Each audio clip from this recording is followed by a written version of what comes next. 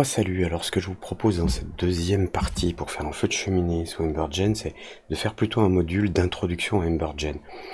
Si vous avez acheté Octane et que vous avez Embergen avec pour ces 4D et que vous savez pas trop comment ça marche, on va faire une petite introduction rapide. Et pour les autres, si vous connaissez déjà un petit peu, vous passez à la partie numéro 3. Quand vous lancez Embergen, vous avez une page qui s'appelle Home, dans laquelle vous avez des nouveautés, des vidéos pour apprendre, souvent en anglais, vos dernières scènes, et ici à gauche vous avez les presets, donc des scènes préétablies que vous pouvez utiliser comme des scènes de départ pour ce que vous voulez faire. Ici par exemple pour un feu de cheminée, ces Ground Fire 1 et 2 pourraient être intéressants. Pourrait, je dis bien, mais là on voit bien, si on regarde un peu, que c'est comme si on avait une flaque de combustible qui brûle sur le sol. C'est pas exactement ce que l'on veut. Donc moi je vous propose, pour vous montrer un petit peu Embergen, qu'on aille dans Home et qu'on prenne le Default Fire, juste un feu par défaut. Est-ce que je veux changer sauver la scène active? Non. Voilà. Donc j'ai un feu de base, on va dire. Donc si vous ne connaissez pas ou très peu Embergen, donc fenêtre de visualisation ici en haut à gauche, parce que Embergen est capable non seulement de fabriquer des simulations et de les exporter dans différents formats, mais de les exporter dans des formats images également, ce qui peut être très utile. La timeline en bas à gauche, donc toute la partie où l'on peut créer des animations pour faire évoluer des paramètres.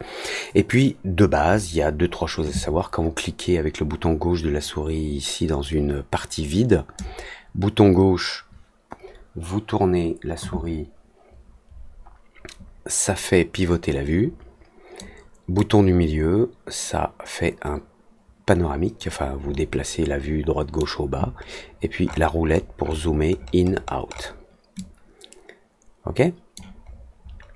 Alors, 2 touches très importantes, le R pour restart ou reset, pour revenir au début, la barre espace pour mettre en marche, et pause, barre espace, pause, marche, pause, R pour revenir au début. Souvent on fait R, on appuie sur la touche R, quand on a la main posée sur le clavier là à gauche, là on a l'index sous le R et la barre espace sous le pouce. Et ça fonctionne très bien ainsi. Alors, comment fonctionne cet ensemble-là? Ici, on voit des flammes. Pour vous expliquer le truc, en fait, ce que je vais faire, c'est pas comme on fait d'habitude, c'est-à-dire pour obtenir ça, il faut faire comme ci, comme ci, comme ci, comme ci, comme ci, comme ça. Je vais partir de la fin, qui est le render. Vous avez ici une fenêtre qui s'appelle le Node Graph. Donc, chaque élément qu'on voit dans cette fenêtre, c'est ce qu'on appelle un nœud. On peut appeler ça un élément, un paramètre, un objet, peu importe. Et sous forme de graphique, c'est-à-dire que les objets sont connectés les uns aux autres, à travers des valeurs qu'ils vont se transmettre les uns aux autres. Donc vous avez la section finale qui est le render, donc vous pouvez à partir de là faire un rendu de ce que vous voyez là, l'exporter sous forme d'image. Et si je clique sur caméra, vous pouvez utiliser une caméra que vous pouvez positionner dans l'espace. Là, je regarde la scène à travers une caméra virtuelle et donc je vois la caméra, l'autre caméra virtuelle de la scène qui est là, mais que je n'utilise pas, puisqu'ici je suis en vue, là, je suis en vue par la caméra par défaut, c'est celle qu'on utilise pour travailler. Je peux passer sur la caméra 1, celle qui est là, et voilà le résultat. Je repasse en vue par défaut. La caméra est censée voir quelque chose qui peut être rendu, mais pour que ce soit rendu, pour que ce soit calculé, il faut une scène. Ça, c'est le minimum. Cette scène, avant d'être envoyée au rendu, qui pourra être fait avec une caméra, elle a besoin d'un certain nombre de choses, qui ne sont pas des choses obligatoires, mais si vous n'avez rien dans votre scène, il n'y a rien à voir. En commençant par le bas, vous pouvez avoir des particules. Ici, j'ai pas d'effet de particules, je n'en ai pas. On peut vite fait aller voir peut-être dans les presets si on a un preset là qui utilise des particules, je pense que celui-ci en utilise. Oui, puisqu'il y a des formes de... C'est comme si c'était des grains de sable. Je pense que celui-ci en utilise aussi. Peu importe, je reviens sur le projet là en haut, Return to Project. Donc, ici, on n'a pas de particules. Par contre, on a un volume. Alors, un volume, en fait, c'est une définition d'une zone, ou de plusieurs zones, qui sont découpées en tout petits carrés, et chacun de ces micro-cubes contient des informations, comme la température, est-ce que le contenu de ce cube, si c'est un gaz, des particules qui composent par exemple la fumée, si c'est un combustible, est-ce que dans ce petit carré il y a quelque chose, il y a quoi, et est-ce que ce quelque chose se déplace. Ensuite, voilà, donc ça c'est le volume. Si je coupe la simulation, non on peut pas, si je peux déconnecter le volume ici, je mets la souris là au-dessus, je peux pas le déconnecter. Attendez, si, voilà, si je prends ce petit fil là, volume processing, et que je l'enlève, bah, il me dit, bah ok, je veux bien, mais il faut une scène. Donc je vais faire annuler, escape, et je vais reconnecter la sortie volume du volume processing que j'ai ici, c'est-à-dire le module qui traite la simulation pour l'envoyer vers les données volumétriques de paramètres de la scène. J'ai un ground, le sol, qui est connecté ici à un objet ground qui est désactivé. Il y a un petit bouton marche arrêt là. Donc si je le mets en marche, vous voyez dans la fenêtre de vue apparaître un sol avec une grille. Skybox, il est éteint aussi, j'en ai un. Il est éteint. Si je l'allume, on voit le ciel avec le soleil et tout. La classe. Shading, alors là c'est un petit peu plus compliqué. Shading peut contenir des lumières et des informations quant aux différents éléments de la simulation qui sont censés, à un moment ou à un autre, peut-être émettre de la lumière. Par exemple, un fluide en combustion à une certaine température va émettre de la lumière. Ça passe par ce système de shading qui contrôle la lumière ambiante ici que je peux couper. Et on voit que le sol est moins éclairé, donc on a une légère lumière ambiante. Et on a un dégradé pour les flammes. Un dégradé double, un peu space, mais bon, ok. Si j'essaye de déconnecter ce dégradé, voilà, je vois plus les flammes. Donc je fais CTRL Z, il me faut, si je veux pouvoir travailler, alors ça en fait, ça n'est pas nécessaire pour notre résultat, mais c'est nécessaire pour voir ce que l'on fait. Ensuite, donc on a dit, on a une lumière globale dite directionnelle, que l'on peut allumer ou éteindre. Et voilà la partie la plus intéressante. Donc ici on a fait le tour de la scène, et dans la scène il y a ce qui nous intéresse, il y a les parties volumétriques. Dans ce volume, alors là on a un objet qui est un volume processing, parce qu'on va pouvoir utiliser un objet comme ça, un nœud de volume processing, pour faire des modifications sur nos volumes. Des modifications sur les tailles X, Y, Z.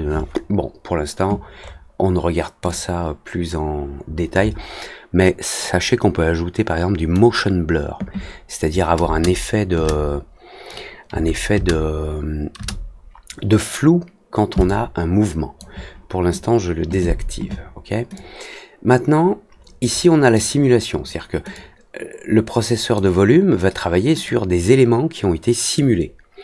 Et dans ces éléments de simulation, on a des paramètres de sortie, donc le volume est éventuellement des particules, mais dans ma scène, je n'en ai pas des particules. Par contre, dans ma scène, j'ai des émetteurs, enfin en tout cas un, et j'ai des forces, enfin en tout cas une ici. J'ai une force, je pousse ça. J'ai une force ici qui est un fire chaos, donc il crée un peu de de chaos dans le feu. Si je désactive ce chaos, et que je relance ma simulation, bon, les flammes sont chaotiques. C'est parce qu'il y a un autre chaos. Si je réactive celui-ci, que je redémarre ma simulation, c'est difficile à voir, mais là, il y a deux chaos qui se cumulent. Il y a celui-ci et celui-là. On va y venir. Donc, pour l'instant, ce que je vais faire, c'est que je vais désactiver celui-ci. Ce chaos, il est connecté à la simulation globale. Ce qui fait que si vous avez plusieurs feux, plusieurs émetteurs de fumée, ils vont tous être soumis à cette turbulence, on va dire, globale, parce qu'elle est connectée à la simulation. En dessous, vous avez des émetteurs et des colliders. Alors les colliders, c'est les objets qui servent aux collisions, c'est ce qui va nous servir pour la cheminée. Et là, vous avez des émetteurs. Pour l'instant, j'en ai un. Donc j'ai un émetteur de volume, et cet émetteur, il a besoin au moins d'une chose, c'est une forme, c'est-à-dire un volume ou une surface depuis laquelle émettre quelque chose. Émettre quoi? Par exemple, un combustible qui va prendre feu. Et c'est dans la section Shapes. Et si je remonte en arrière de la section Shapes, j'ai un Fire Shape, j'ai une forme qui crée du feu. Enfin, elle crée du feu parce qu'elle est connectée ici à Shapes. Et j'ai une forme basique, si je la sélectionne, on voit là en bas dans les paramètres, c'est une sphère avec un certain rayon, de 2 actuellement. Si je remplace le rayon et que je mets 5, j'appuie sur R, Restart et Espace pour jouer, vous voyez que la source du feu est beaucoup plus grande. Si, puisque dans cet émetteur là, cet émetteur il peut lui-même avoir des mouvements ou des émissions chaotiques. Elles sont contrôlées par le paramètre force. Et ici, j'ai un chaos dans l'émission, qu'on peut appeler une turbulence, qui va s'opérer sur la forme, enfin, sur la façon qu'a la forme, l'objet, d'émettre du fuel, du combustible, et de créer du feu. Si je désactive le chaos emission, le chaos, voilà. On a une simple sphère de, ici, alors c'est en mètres, 5 mètres, de rayon qui émet un combustible qui brûle dans une zone de simulation. Ça c'est très important, on a une zone de simulation. Il faut, c'est comme ça que ça marche, il faut définir la zone de simulation. C'est un rectangle tridimensionnel, donc c'est pas un cube, mais je sais pas comment ça s'appelle, un volume tridimensionnel, mais rectangulaire. Donc largeur, hauteur, profondeur. Et pour voir cette zone de simulation, on va dans le menu View et on affiche les bounding box. Et là on voit les petits triangles, les petits crochets roses qui nous indiquent la zone de simulation. Et ce qui sort de cette zone n'est pas simulé. Et même là en bas, on peut voir que ma sphère, que j'ai agrandie, et si je l'agrandis encore en taille, voilà, ma sphère dépasse la zone de simulation en bas, et donc l'émission est coupée à droite, à gauche, et en haut, en bas. Voilà. Je vais reprendre une sphère de 3 mètres, a priori. Et puis, on va faire une chose simple, c'est que ici on voit pas notre émetteur. Alors bizarrement, c'est pas ici dans la forme de l'émetteur, puisque mon émetteur ici il est sphérique, mais je peux changer son type. Ça peut être une sphère, une boîte avec des coins arrondis, une capsule, un torus, un cylindre. Si je prends un cylindre, que je fais Reset Play, voilà. Là j'ai un cylindre, mais je ne vois pas le cylindre. Pour voir les émetteurs, il faut aller dans Emitter Volume, aller dans Visuals et cliquer sur Show Emitter. Alors, en fait, quand on sélectionne un onglet ici, c'est simplement qu'il se rend dans cette longue liste. Vous voyez, si je déroule la liste, les onglets changent automatiquement. Donc ça, les onglets, c'est plus un raccourci pour se rendre directement au bon endroit de la liste. Si je veux les paramètres d'émission, je clique sur émission, mais donc émission est là en haut, les paramètres sont ici, mais je peux monter, descendre et je passe d'une section à une autre. Donc ici dans la sélection Visuals de l'émetteur volumétrique, on peut afficher les émetteurs pour avoir un aperçu. Là on a fait un premier tour, alors je peux réactiver le chaos, je peux changer la taille de mon cylindre, on va dire qu'il fait que 19 mètres, c'est encore trop grand pour... Voilà, ici il est plus petit et donc vous voyez la différence avec les chaos, avec ce chaos, avec celui-ci, activé, désactivé. Donc vous avez compris maintenant comment ça fonctionne. On a un émetteur, on rentre, on le transforme, éventuellement on peut lui ajouter des forces pour lui ajouter des turbulences ou des mouvements un peu spéciaux. On passe dans le mode de simulation. Ah si, vite fait ici dans le mode de simulation, dans combustion, parce que vous voyez que on n'a pas de fumée là. Si je veux de la fumée ici dans combustion, on a un élément qui s'appelle Generate Smoke dans la section simulation, combustion. Generate Smoke, on est à 0. Si je le monte à 47%, voilà, vous voyez de la fumée en haut, je rajoute le chaos là en bas, et maintenant vous avez une émission de fumée, et tous ces paramètres sont réglables. Donc je veux un petit peu de fumée, mais pas trop, puis je veux que ça se dissipe, que la fumée se dissipe plus vite. Alors je peux avoir par exemple beaucoup de fumée, mais qu'elle se dissipe très vite. Ou alors avoir beaucoup de fumée qui se dissipe lentement, ou pas. En tout cas ici à 5% c'est très lent. Donc moins de fumée, dissipation moyenne, intensité des flammes. Donc là vous voyez des grandes flammes. On verra ensuite comment changer la taille de la... Dans la suite on verra comment changer la taille de la simulation dans la partie numéro 3. Intensité des flammes, donc voilà, je peux réduire. Et puis expansion, c'est voilà, si les flammes ont tendance, même avec peu de combustible, à être très volatiles. Si le combustible est très volatile, les flammes ont tendance à partir vraiment dans tous les sens. Si ça ne l'est pas, c'est vraiment une combustion qui se fait à partir de la source de la combustion, c'est-à-dire ici la bûche, on va dire, si on est sur un feu de cheminée. Allez, on arrête là pour ce tour express de Embergen. Partie numéro 3, on va reprendre cette scène de base et on va voir comment on peut créer un feu qui va s'adapter avec une contrainte, la cheminée, à notre scène cinéma 4D. Likez pas, mettez un commentaire, inscrivez-vous. Comme d'habitude, allez, à tout de suite.